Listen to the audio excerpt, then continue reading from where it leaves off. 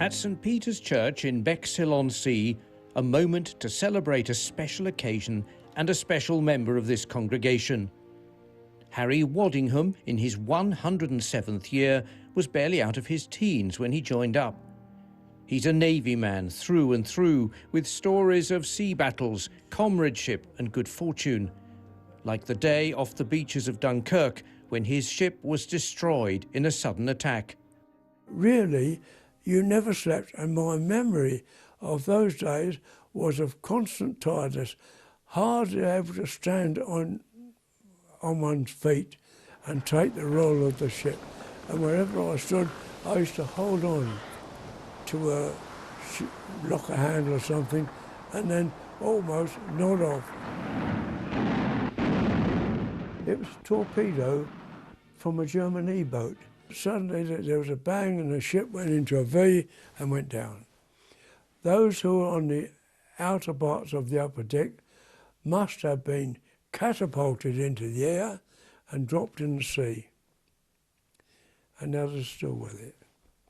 And of course the ship was packed, wasn't it? Soldiers, 600 soldiers, plus a crew of about 200, and only those on the upper deck who were thrown up survived.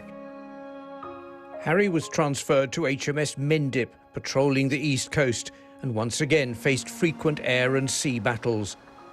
The Hunt-class destroyers were generally only 900 tons, which in ship terms is very small, but they were overgunned for their size.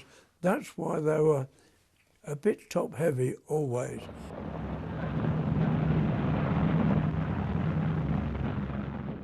Pandemonium. Action stations really was, and the scamper of feet and you're expected to be all positions ready in 2 to 3 minutes. Now, if you're going from the aftermast deck to somewhere else, it's a long way to go.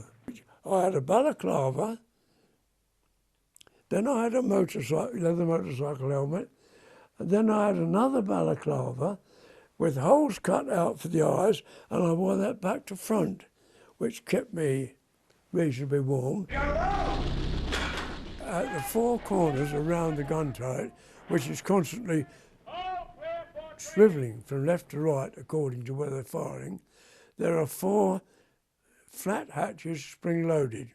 Your job is to grasp this oil-covered projectile and pull the whole projectile with a brass cartridge attached out from the deck. When the gun fires, it ejects this brass cartridge quite rapidly, enough if it hits you to knock you over.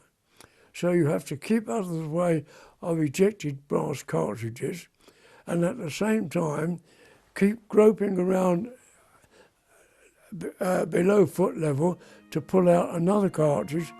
Your hands are cold, you can't wear gloves because they'll be caught in the mechanism of the gun.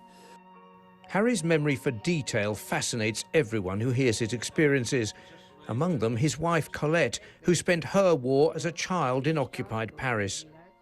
I'm extremely proud of what he went through and what he did. I've heard the story so many times I could almost, recount some of them. What all of them went through, we wouldn't be alive if it wasn't for them. I love him for what he is and what he went through.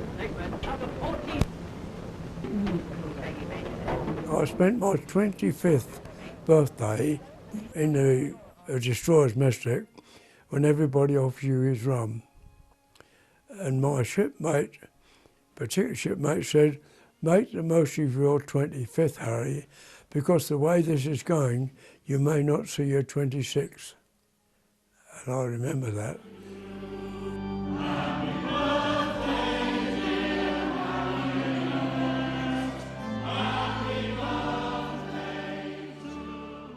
80 birthdays on from that day, Harry Waddingham's pride in a duty well done still shines as brightly as the medals on his chest. Robert Hall, BBC News, East Sussex.